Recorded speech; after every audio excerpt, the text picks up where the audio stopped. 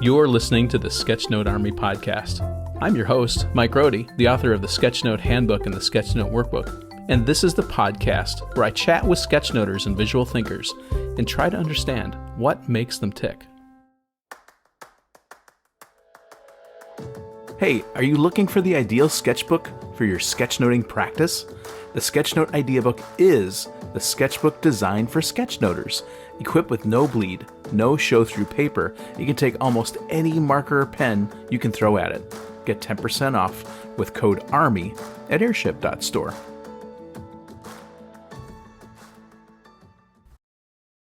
Hey, it's Mike Rohde here with Season 17's All the Tips episode.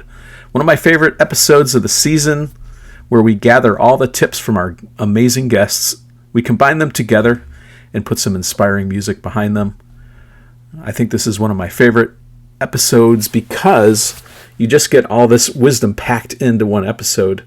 And it's encouraging and inspiring. And, you know, sometimes when you need a little pick-me-up, is the perfect episode to fire up and listen to. And by the way, we have, I think 5 or 6, maybe more, all the tips episodes going back in the season. So if you like this episode, go back in the Sketchnote Army Podcast archives and find these All the Tips episodes and listen to them. There's lots of wisdom in these episodes. So amazingly enough, I was looking at the list of the podcasts the other day and noticed that we are at 185 episodes, this one being number 186. And that's over a span of 17 seasons and almost 10 years of podcasts. That's a great milestone. I feel really confident and excited about producing that body of work for you. All this started back in 2016 with my friend Mauro Tiselli. We had just purchased our iPad Pros and pencils. We were so excited that we couldn't wait to talk to each other and recorded that discussion. You can still find that as episode 1 if you want to go back and hear history. The quality of the audio is not perfect, but you can definitely hear the excitement in our voices. And from that, it just made sense to start having interviews with interesting people that were friends of mine, because I was always curious about how people came to this visual thinking space from unusual places and in strange ways. Because I think it's encouraging. It encourages me because I can see that people come from all over the place and get into this space. And there's no one way that seems to be consistent. It's from all over the place. And I really like that about sketchnoting and visual thinking, is that people can come from anywhere and start applying this in their work and see value in doing it. So that's really encouraging. And, you know, of course, I'm thankful for every one of the guests from season 17. I'm thankful for every guest on the podcast. We've had many really amazing people, a couple of times. So thank you to anyone who's listening who was also a guest on the show. And then, of course, to the listeners, you, the people that are listening to this right now, thank you so much for making time for this. You know, our lives are busy, and finding time to listen to wisdom and people's experiences is always encouraging, but it's not always easy to find the time to do it. So I appreciate you make time in your life to listen to these episodes. And so that's really exciting for me. And I would say if there's a way that you want to say thank you, post feedback. Go to the place where you listen to your podcasts, whether that's Apple or Spotify or Amazon or YouTube, and rate the podcast. And the reason for that is even more for other people. So when we rate the podcast and it gets good ratings, it starts to bubble up for other people that are interested in visual thinking, and it lets them discover the resource that we're creating here for them.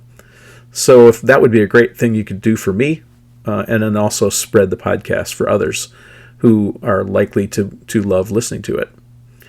So I'm excited for Season 18 in 2026. I don't know who the guests are going to be yet. That's for me to plan over the holiday break and into early 2026 and get that lined up for you. So that's very exciting. And so it's another episode in the can, number 186. And I hope that if you're listening, you have a great holiday season, wherever you are, and we'll talk to you again next year. Talk to you soon.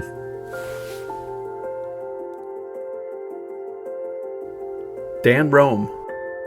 I have a friend who's a school teacher who teaches 10th grade, and he asked me to come online and we do a virtual session with his 10th graders. Mm-hmm. And we were and they had similar questions because, hey, you're a published author, you managed to have created a career of things that you seem to have been passionate about your whole life. Mm-hmm. How in the hell do you make that happen? Yeah. And the 10th graders, I'm like, kids, I wish I could tell you, but the fact is you got to think between what is a kind of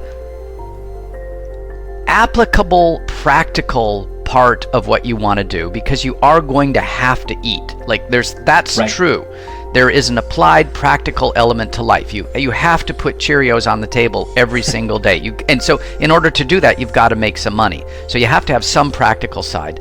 But on the other side, let's not forget the aspirational side, because if you're just eating breakfast and you're not dreaming, why are you even living? So you've got to be able to do the practical and the aspirational. So you got to eat and you got to dream. And you're lucky as heck if by building upon the practical and loving your creative side, your dreaming side, you can weave them together into something that will get someone to pay you $1 to do that. And kind of explaining it.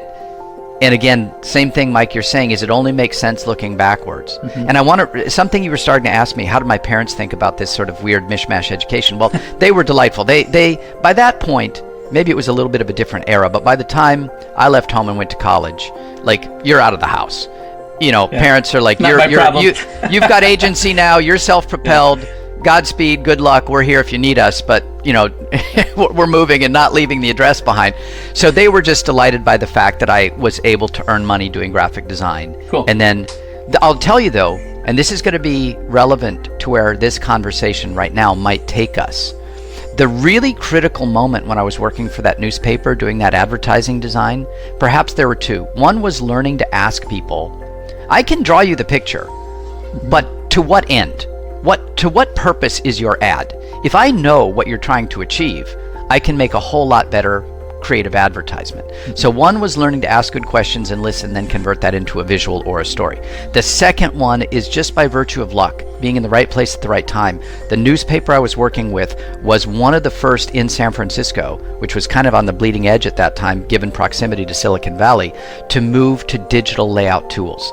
So this was in the late 1980s. And so at that newspaper, we got the first Macs, we had the first Adobe PageMaker, we had Freehand. These are tools that to folks today are the ancestors, the legacy are what Adobe is now. Adobe barely even existed at that time. There were other companies. Right. So the trick there, why I think that's important, is not only are you learning to be creative and tell a visual story using tools, analog or traditional, but now you're meeting at this intersection of this arrival of new technology that is scary as heck and seems to put a lot of your skills out of work, because if PageMaker is going to set up literally the page for me and run the right line length for my text and do the leading and suddenly gives me options for, in the early days, 75 different fonts. Well, a week before, I was running that through a linotype machine, and this is old man telling stories that don't matter. But that was a trade. Like, you had to know how to spec things by eye, and now the computer's doing it for you. And it's like, well, it's putting me out of work, but it is enabling me to focus on the parts of layout that were compelling anyway. So we're going to get to that, because this is where I think we're at another inflection point right now. I think so too. Yeah, it's a great discussion. And if I might share one more story, this was learning, and it's going to be relevant for today, is I was working at a small scrappy newspaper here in San Francisco, and at that time the San Francisco Chronicle was the big daily newspaper. Former Hearst newspaper, William Randolph Hearst, all the stories, big money, long history, and it was really interesting, and I don't know how this is going to land with people, but we went over to visit the Chronicle production room, and they were a union shop. And it was really fascinating, because we came in to say, these are some of the digital tools we're bringing to bear, and they were highly resistant, because looking at it, if we move to those digital tools, a lot of our journeyman production people are going to be out of work. Yeah. Well, I have no particular opinion about that. I know what I'm going to do. I'm not part of a union. I'm not part of a labor force to the degree that I know, but I'm going to go ahead and use these tools because they amp up what I do, and we're in a scrappy little shop, da-da-da-da-da. And, it's kind of interesting how that played out, because none of those people, if you didn't make the move to digital, you were out of a job. Yeah. Within a couple of years, it was done. And then a decade later, I found myself in New York working for a very fancy design firm right at the beginning of the internet boom, 1997, 1998. And I was working for a very famous former magazine designer who'd been smart enough, a guy named Roger Black, who had been the designer of Time Magazine, Newsweek Magazine, Smart Magazine, Vanity Fair. I mean, he was the original art director for Rolling Stone Magazine under Jan Wenner back in the glory days for them of the 60s. Suffice it to say, Roger was very smart. And he's like, there's this thing called the internet, and all these publications are coming to our design studio, and they're saying, can you help us make a website out of our magazine? And he's like, let's do that. So again, by the luck of being in the right place at the right time, technology revolution 1, digital, or rather analog paste up to digital paste up, been there, learned a lot. Transition 2, let's go from print media to online media. And so we were there. We were designing, again, the original time.com. We were doing IBM.com. We designed the original barnesandnoble.com before even anybody knew what Amazon was. And again, forgive me for the old man stories, but it's relevant in the sense that once again, how many of those magazine design people are even around 10 years later? Yeah. This is the nature of this beast that we have. And, we're in another inflection point right now, which you can imagine where we might want to talk about. I'm going to stop there, but that's the origin story looking back. Katya Balakina. I do have conversations like that fairly often because people reach out online and they ask me like what to do. They show their work, the first thing I want to share with everyone, and we already touched it in today's conversation, I would say stop overthinking. You are good enough. You're good enough to go out there. You're good enough to reach the client you want to reach. Just like you and that blackboard. Yeah. It doesn't matter if you don't have like a big portfolio of big clients. Being courageous, being excited about what you do, understanding why you want to do that. Those are the most important things you need to have. And it's really sad, again, when I see people who their work is fantastic, just more practice, actual practice in the field would improve their work. And they're just afraid to get in there because they think they're not good enough. And I want to tell that frustrated person, you are good enough. You're better than good enough. So go for it. Email whoever. Email Google. Or another great tip, it's probably the part of this tip, is I told you that I started doing graphic recording in English in Estonia on my own. My first gigs were pro bono, when I would just reach to the organizers, describe what I'm doing, and they would just let me on site, do whatever kind of attitude. And they didn't expect much. And when they saw the results, they were fascinated, even though 5-6 years ago, my graphic recordings, they didn't look as clean, nice. Right. Grammar was all over the place, you can imagine. But people liked the result anyway. And it's how I started getting real clients from those pro bono, when I would just show up on site and tell everyone what I'm doing. And that's exactly what I started doing when I came to the United States as well, because it's how to establish yourself when you know nobody, just my husband and his family and their dogs. That's it. So I started reaching out to like local libraries, pro bono events, volunteering opportunities, just to do what I want to do for real, not in my little notebook where nobody can see it. And I think that's a huge part of it. So that would be the first tip. Just go for it. You're good enough. The second tip, I would say, simplify your drawings. You don't need perspective. You don't need dimensions. You don't need a lot of stuff that can get on the way of you working fast. Because and it's not only about graphic recording. It's about all the illustration fields.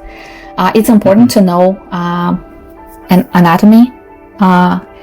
It's important to know where the shade should go, shadow. But you shouldn't overthink that kind of stuff. We had a great exercise at Scriberia of redrawing famous paintings with very minimal amount of lines. And it turns out people recognize Mona Lisa if it's just 3 lines. People still much, see exactly.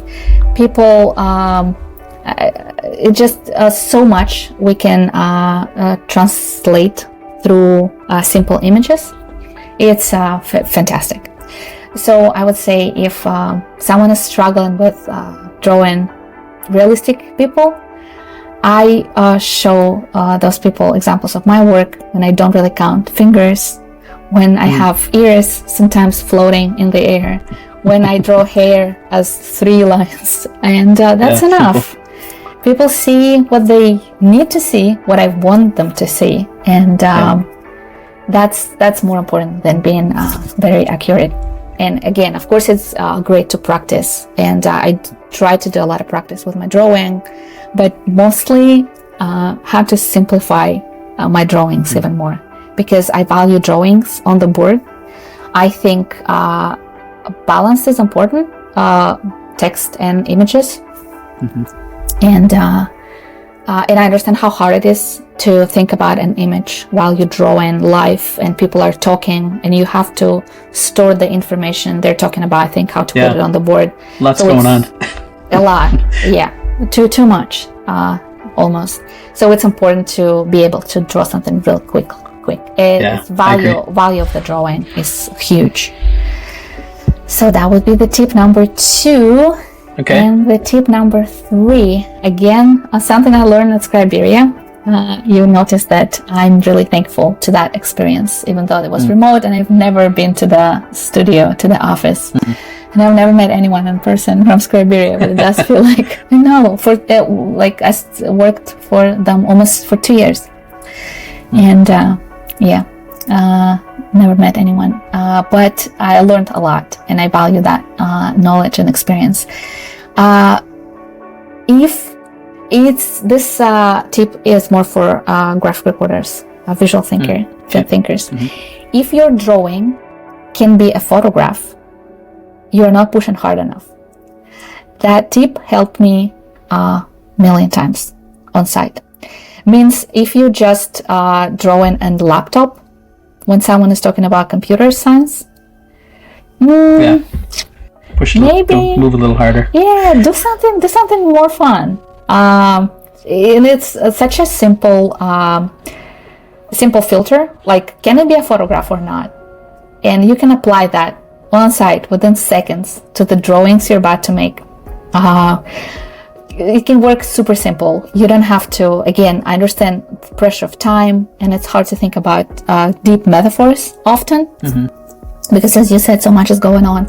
But like, you can draw a little arm added to your laptop, little face, and it's already gonna do more than just an image of a laptop. You can put a person on the screen doing something, and you just can do so much to make your image more rich and try to communicate more through the image. So think of, if something can be a photograph, do something more fun so it's not just a photograph. and maybe for someone who's new, let's say a new graphic recorder, and you're facing that and you want to incorporate that, maybe the solution is you're doing a pro bono thing. That's where you test this stuff, right? Where absolutely, if you fail, they're not going to take their money back because there wasn't any. Yeah. Right. First of all, another discovery I made while working as a graphic recorder, it's so hard to fail, and people would really understand that you failed. Right. A lot of people say, "Man, I failed here. My frame is not straight," and nobody cares. Absolutely. I've done, I think, over the last 5 years of 5-6 years of active work, I don't know, 200 gigs, maybe more. I've never counted, but never anyone would walk to me and say, "Hey, this is not good. This drawing is not good." So people don't know if you think you did something wrong. So it may be a tip now number 4. You're doing everything right. Yeah. And it's also good for mental health, because I understand the pressure is insane. A lot going on. If something can take that pressure off, I think I do it for my own sake. Otherwise, as I told you from that call with Dan, I would just melt of stress. And lately I've been trying to change this mindset with people to think of the work you do in sketchnoting or whatever as an experiment. Every time you do an experiment, you're going to learn something. Scientists don't go into the laboratory, and if it fails, they never do the experiment again. Exactly. That's actually the reason to do it again and try something else, right? And totally keep exploring, because every time you do it, you're learning. But I think it sort of changes. I notice in my own self, when I think of things as experiments and I'm playing, I loosen up and I take more chances and have more fun. And it feels like the results are more successful, even if there's failure, because I've learned something. And it changes the dynamic, the relationship to the work. When I think of it that way, then I have to deliver this amazing thing for these people. And if like you said, the border isn't perfect, they're going to see that. Nobody cares. And I've heard on the podcast here, I've talked to many people like you, who, when they look back at their first work, oh my gosh, how did they pay me for that? That work is terrible. Or from my perspective, right? What's that saying is, look how far you've come from where you began, and you were still good enough. They still paid you. They still loved it. It still caused them to think in a different way. That's what we're here for, right? We get so hung up on the perfection of the production that we forget that the movement forward in ideation and conception and retention, those are really where the value comes for these organizers, right? That they remember that event. And they had that lady who was doing that stuff on the boards. Remember, they talked about this, and you've now been a success, right? They don't even remember what the drawing looked like anymore. Exactly. Right? So that's pretty exciting that we get to do that. Also, good thing to remember that you're not gonna one day just create your perfect board. It's not gonna happen. And even if it happened, then what? To walk around to perfect boards? So where is fun? So I like thinking about that. Every next board is going to be better in some way. Better. Maybe something is not going to go exactly right, but it's just that fun creative process that I chose to deal with daily, and it's what I really love. Small wins, look for small wins. True. I mean, they're not even small. I consider every win as a big win. Yeah, right. You can frame it however you like. Yeah, for sure. Exactly. Nishant, Jain. So, firstly, something we just spoke about. Carry a small sketchbook. Something that doesn't intimidate you. Something that you're not afraid to whip out with even 2 minutes of free time. You can go from start to finish in the little bit of time you might have, even in a busy day. What I think of as utilizing the slack periods of your day, waiting for a bus, for example, sometimes. So carry a little sketchbook is number 1. Number 2 is you have to give yourself permission to be curious. You have to not disregard your curiosity as silly or pointless. When I go out with a sketchbook, one of the things it does for me, even if I don't draw anything at all that day, is I can feel it in my pocket. So I know that I'm in the business of observing and looking for things that are interesting. Be in the business of activating your curiosity and seeing what your curiosity tells you something about yourself. No matter how you draw, nonetheless, you are learning, this is what I'm curious about. This is what grabs my attention. And so you foster something beautiful about yourself as a human being exploring your landscape. So carry a small sketchbook, number 1. Number 2, always be curious. Number 3 for me is get started as quickly as possible. You need to make your tools in such a way, you need to have your practice in such a way that you don't leave any room for hesitations. Hesitations don't do any good. All they mean is don't do this thing. There is no value to these hesitations. Start as quickly as possible, whatever it takes for you to get pen to paper. As a self-conscious person in public spaces, I started sneaky art out of being self-conscious. I'm still self-conscious. I take commissions and I'm in public crowded spots, but I'm still self-conscious. But these second thoughts and these stray thoughts that stop me from doing things vanish the moment that I touch pen to paper. Suddenly I'm in the zone of making something, and now I'm in it. Now those second thoughts don't matter. So what I've learned over time, over the past few years, is I need to close that gap from wanting to draw to starting to draw. As soon as I can go to the other side, I'm fine. And I need to spend less time in this limbo. Those are great encouragements. I think everyone could benefit from thinking that way, for sure. Cara, Holland. First of all, I'd say be really clear on what it is you're trying to achieve. And by that I mean, I think the perception of graphic recording is very shiny. It's these beautiful big graphics and it's all very slick. But graphic recording can be that stuff you talked about at the beginning, can be in the room, much more, evolving in the moment. Yeah. It's more of a working tool, right? I call it that sort of roll your sleeves up and get a bit scrappy with the information. It doesn't have to be tidy, it doesn't have to be in a particular kind of pen, doesn't have to be, can be on anything, in any tool. But it's graphic recording still, right? Mm-hmm. So be clear on what it is you're trying to achieve. What does the client need you to achieve? And work accordingly. Don't overproduce or overcomplicate what you're doing if you don't need to. That would maybe be my first tip. Okay. Second would be maybe it's similar to first. Ignore the rules. I think we're really good at thinking there is the right way of doing stuff. And there isn't. If you think about what makes you happy, what subjects you're passionate about, what way you like working, maybe you like working with, charcoal and watercolor. Well, do your graphic recording in that. Find a way to do it, yeah. Exactly. So sort of pursue your passions and your way of being fulfilled, because life is, long and hard, and you can make yourself stressed, you can make yourself happy in these little moments. We don't have control over everything or many things even, but if we can make some choices about where we focus our work, then that's a good thing. And also it's a little bit about why your work is your work. So it's a little bit about individuality, I think. Mm-hmm. That's good.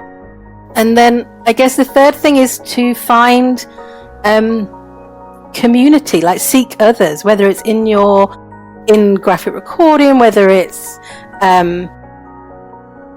finding other people who share a passion for a particular way of working, or a subset of the graphic recording community that works in the way you do, or on the subject that you do. Sort of find your people and get pull from each other and find ways to collaborate. I mean, even that'd be the most exciting thing. Find ways to work together and connect with the people where you can be mutually useful to each other. Yeah, I found those are the most satisfying when I've partnered up with people that I admire and we've done work together. Yeah, it's been great. Ted Schachtman. with that being said, the actual mechanisms of like, how is this thing going to work? So it starts out just like the Mind Palace, where you're going to visualize a place you know really, really well. Let's take your hometown. Then choose a specific spot you can clearly visually see, such as, let's say, in your house, let's say your kitchen table. What you're going to do is, when you get a new concept you want to put into your atlas, you're going to come up with a symbol, like an analogical symbol, that represents the concept. You're going to build that as a 3D model, and you're going to put it on that spot in your house, or in your big space. Then, once you've built that 3D model, you are going to, while visualizing that 3D model, talk and describe what you want that symbol to mean. So, an example of this would be, say you want to understand the concept of heat stroke. You might visualize a bison falling over and panting, and a little sun above it. You might put that in your kitchen sink, and then while visualizing that bison with the sun over it, simultaneously you might describe, this is the concept of heat stroke. Some examples of heat stroke are a runner who's been running a marathon and they get too hot, or a bison who's been out in the sun too long. So while you're saying that, you want to be simultaneously visualizing the 3D model. That's pretty much the only mechanism you use to actually put things in your atlas, and then we'll see later what it looks like to actually use the atlas to solve a pretty cool, I guess, goals task, where you plan for what goals you want to accomplish. Okay. So Ted and I talked a little bit, and we thought it might be fun to do the first test that I did in maybe an abbreviated manner, just for time purposes. And that was to set goals using this technique for something that I need to do this week. I've got plenty of things that need to be done, so it seemed like a really logical thing to do. So with that framing, why don't you go ahead and start the test, and then we'll run it. And I think maybe let's go for like 2 goals, just for time purposes. I think I have 2 goals in mind I can pick. Okay. So first step is choose a spot in your hometown that you can clearly see. Okay, got it. Okay. And where is it? I think, and for this demonstration, I'm sitting at my dining room table. Sure, great.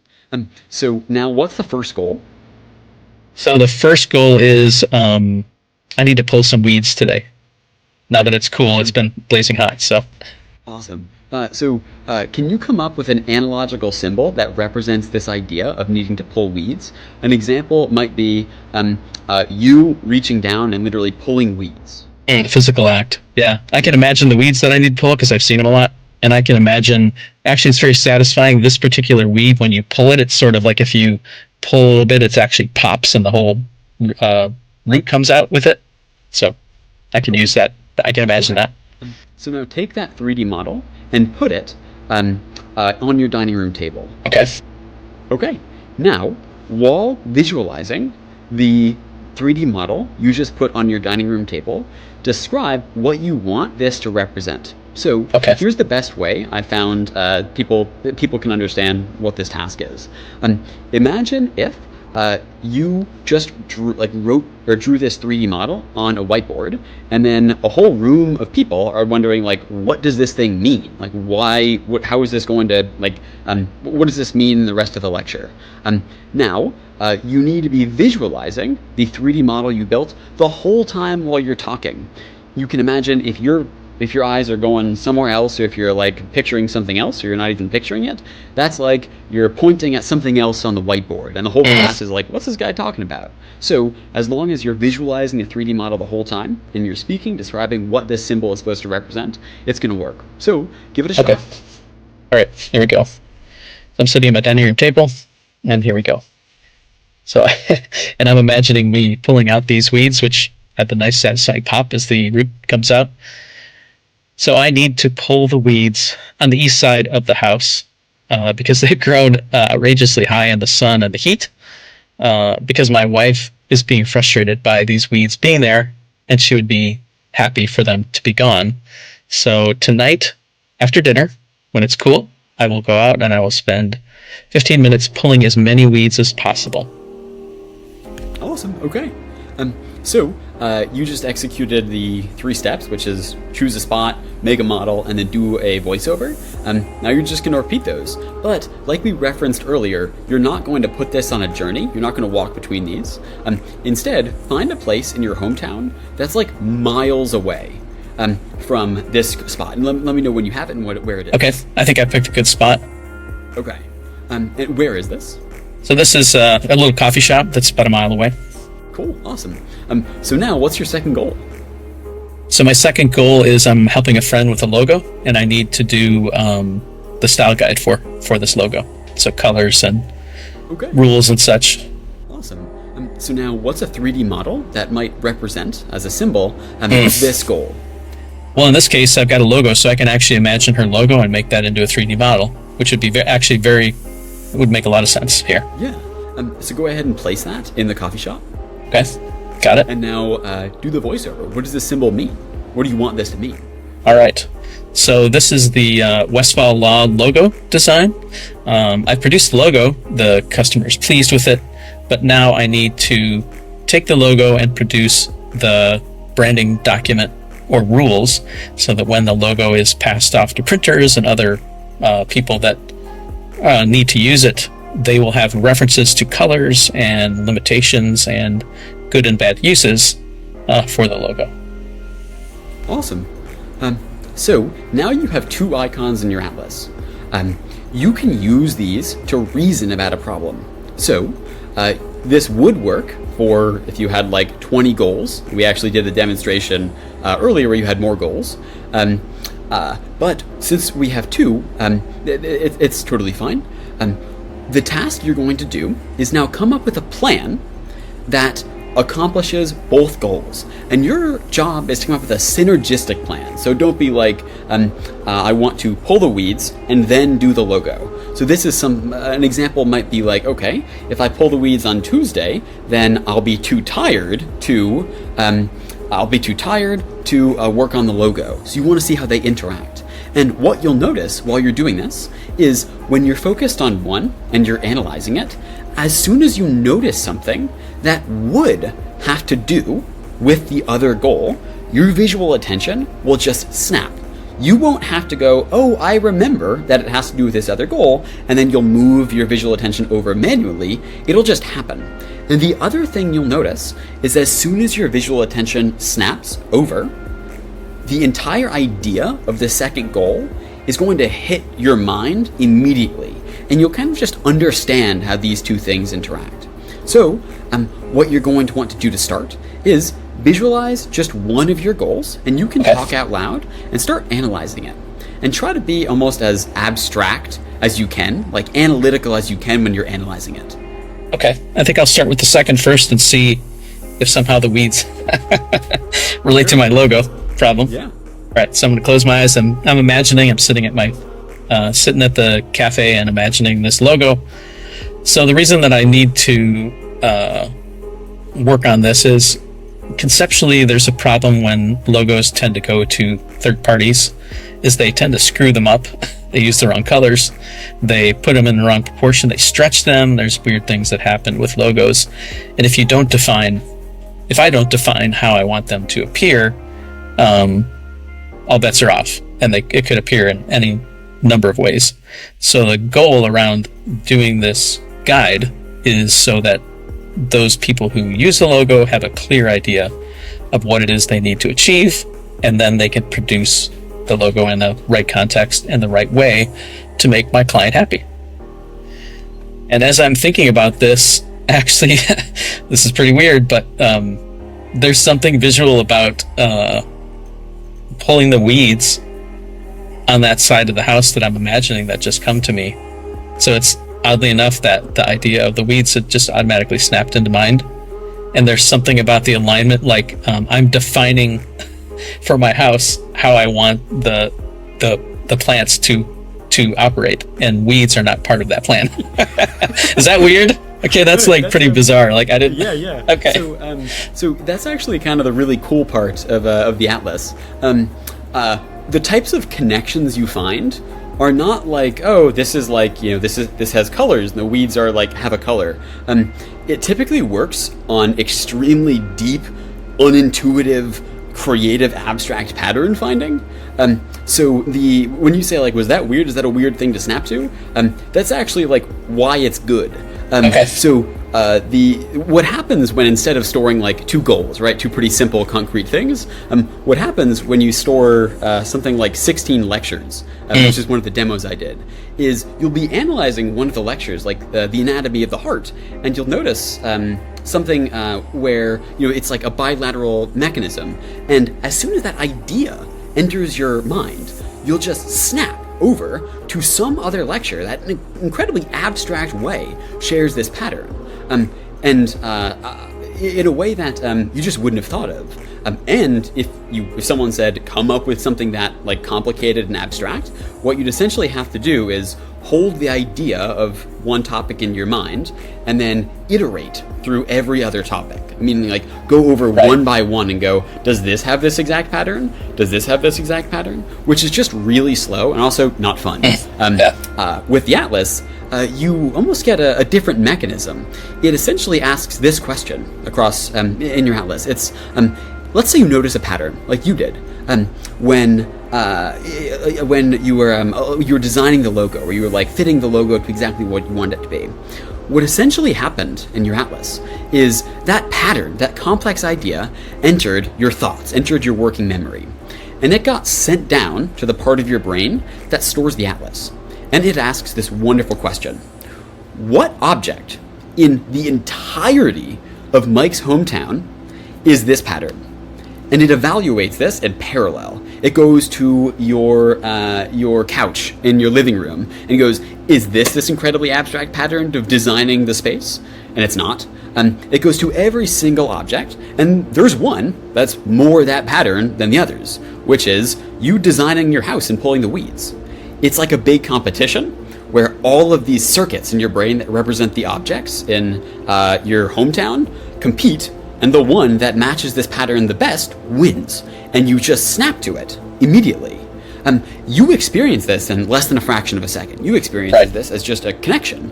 And the real, I guess, magic or wonder of the Atlas, and why it's kind of like the realization I came to in the origin story, which is what happens at scale, is you did this with 2 items, right? You did this with 2 goals. The question is, what happens when you practice this for 9 months, like I have in my case, and you have not 2 things, but you have 4,500 things, and the objects aren't simple goals, but like really complex lectures. Essentially what happens is you will snap to the best pattern, but it's not the best pattern among 2 things. You snap to the best pattern among all the things. And so what practitioners of the Atlas get when they scale up is incredibly unintuitive and wonderful connections. Well, they'll be analyzing some lecture, and then they'll just snap to some lecture they've watched months ago that they wouldn't have thought of this ever, but it has the exact same underlying abstract structure. And like in your experience, when they snap to it, the entire connection and idea just kind of pops into mind at once. And the really, really cool part is, for typical cognition, that task is tough, like almost impossible. If you ask somebody, if you give someone just a concept and you say, generate a super abstract, deep analogy with something else, people struggle, as in experimentally, this is like an impossible task. With the Atlas, it's easy. And you might be wondering, why does that task matter? Like, why would I want to see connections? Throughout history and in the research of like what makes a good scientist, what makes someone who can actually make breakthroughs in fields, it typically is someone who is more skilled at seeing connections between different things that nobody else can. That's really fascinating. And going back to that, like I was totally focused on describing the logo problem and the idea of how the plants fit it, just snap themselves onto what I was talking about. That was really interesting. Yeah. Lindsay Wilson. I have found myself in those ruts many times. And, I think that, again, is where, what you provide, Mike, as far as a community, I think, we not AI, but technology. We have so much at our fingertips that sometimes it gets overwhelmed to even know where to look. So I would definitely say that, finding a community that's right for you, whatever your practice is, and leaning into that. I'm also a huge proponent, is that the right word? I agree with. Feedback, looking for feedback. Again, I got feedback from 2 people in my life that I wasn't prepared to receive. But if you go seeking feedback and asking, you're in a position to receive that. So I think if you can find maybe not your best friend, again, maybe someone in the community to provide feedback that could help you or give you a direction on maybe something that you could improve or work on or even practice. Because my second offering would be practice. We teach it in our workshops, and it is what most people don't want to hear when they're starting something new, is that it takes practice and it takes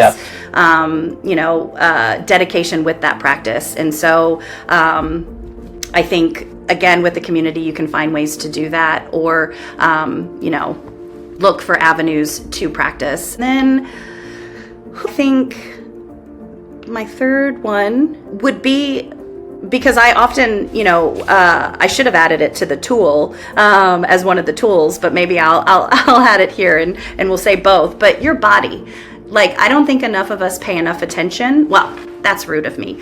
I don't know who's listening. I bet you're all great practitioners and mindful of your body, but what we are doing is physical. Whether you're doing sketchnotes, in a small capacity, doing something large, this is our physical body. This is our brain. And, as someone we're all getting older, I'm just realizing that, warming up and giving yourself time to get prepared in that space, whether you're doing sitting, standing, a long day, a short day, I really think understanding and paying attention to your body. So I think that both a tool, but could also help you get out of a rut, in that if you're often sitting when you're drawing, stand up. Get big. I talk about your body as a fulcrum. We've got a fulcrum in our shoulder. We've got one in our elbow and our hands. And so being able to get physical with your work, I think can help you find some of those images that maybe wouldn't have come out if you were sitting, or that's great. The opposite. So I love all 3 of those, and the last one especially, because I thought often, like you say, we sort of so conditioned to think digitally, and I've had cases where I've done projects where I've done sketchnoting all day with my iPad, and I came back and my shoulder was so twisted up, I just was not even thinking about it. I had to go to the masseuse and get massaged so I could loosen it up. Duh. It was probably nice, but yeah. I kind of felt like I had to at that point, because it was just so bothersome that the masseuse kind of loosened it up. But it made me aware too. Yeah, and the thing that just occurred to me is that, one of our team members was struggling with being able to write continuously in a straight line, always going up or sometimes going down. Yeah, sure. And, probably common. Through practice, it got better. But I was like, you know what? I actually want you to step back, and I want to see your whole arm getting into this. And, once they were able to kind of practice some of those bigger movements, all of a sudden that strain that was causing them to go up, I can't remember if it was up or down, was overcome. So again, your body, your little fingers, your wrist, everything, we need to take care of it and figure out how we can make it stronger so that we can continue to do this. Andrew Park. The way that I visually think through ideas sometimes, or problems, or try and solve problems, is I very much I call it thinking visual German. And because the German language is constructed with a lot of compound words, right? So they just tend to string them along until it's a 40-letter word. Yeah, exactly. It means the same thing. It's like they bootstrap them together. Yeah. And I think that if you do that in a visual way with concepts, it often helps you get around problems, right? If you think about having a photocopier and a double-decker bus, for example, put those two together. What does that look like, and what problem is it solving? Yeah. you can draw this kind of weird machine. It's a bus that copies things, or I don't know, whatever. So when you're applying these in kind of visual thinking terms or in storytelling terms, they're memorable because they're weird, but they also help you start to think about the connections between things and then the reasoning why you've done that. So I love visual German in a way of just put juxtaposition is good, and putting stuff together just to see what happens, putting one thing near another and watching what the chemical reaction is. I like that. So that's one, visual German. I think a lot of people procrastinate, and so half of the challenge is just draw something. Yeah. Right. Even if it's write a title or do a circle and then write something in it and then mind map it, or do something, just break the seal of the paper or break the seal of the whiteboard, or just make your mark is the other thing I would suggest to do. Because I think there's some psychological studies that say that procrastination can only this sounds really obvious, like procrastination can only be beat by doing something. So if you just take the step to do it, then you win, right? Yeah. You end up like, oh, I've done it. Oh, what was I procrastinating about? So there's that. So in a visual way, just don't procrastinate. Just draw. Just draw, write, create. Do something, yeah. Just to get moving. Do something. Yeah. And let's have a think. What the other thing is, I'm not one of those people that, it's like learn to draw and all that nonsense. Yeah, okay, fine. That's a facility, and if you want to do that, go for it. And there are courses and things to do. So I would just not be too precious about it. So find solutions that work for you. I love collage. I'm a collageist. I love making collage because my whole visual thinking career, including the RS Animates, are literally collages, and I think life's a collage. We have a collage of experiences that we manifest, which creates our life. So, like putting one thing against another is collage, right? It's juxtaposition. So, don't be too precious with stuff. Find what works for you. Don't procrastinate about it, and just do it. So there are solutions out there. If you just draw matchstick people, draw boxes, whatever it is to get your ideas down, something will happen over time. Look, you'll look at my early RSA Animate films, and they're really, really ropey because I didn't know what I was doing. I was learning on the fly. If you look at the last one, and we can put the links in the show notes, you'll see the difference. It's miles apart. And I think that for people listening to this, just don't worry about that. Don't worry about being perfect. Just do it, and you'll get better, and you'll find a way that becomes you. Like you said to me pre-call, Mike, you said, oh, you've definitely got a style. Oh yeah. Which is interesting for me, because I never think I do have a style, but that style has only happened over me just doing stuff, right? Practicing, yeah. So I can't remember what those three things were there. So visual German. Just do it. Don't procrastinate, and find a way. So don't worry too much about how you do it.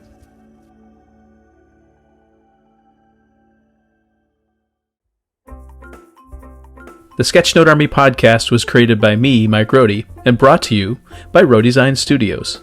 It's produced and edited by Alec Polianis of AMP Creative Studios. The theme music was created by John Schiedermeyer. To support the creation of this show, I invite you to buy one of my books, the Sketchnote Handbook or the Sketchnote Workbook. You can find the books on Amazon, or go to peachpit.com and use the code ROHDE40 for 40% off. Please share this podcast with other visual thinking friends, and be sure to leave a nice rating on iTunes or your favorite podcast listening app so others can find the show.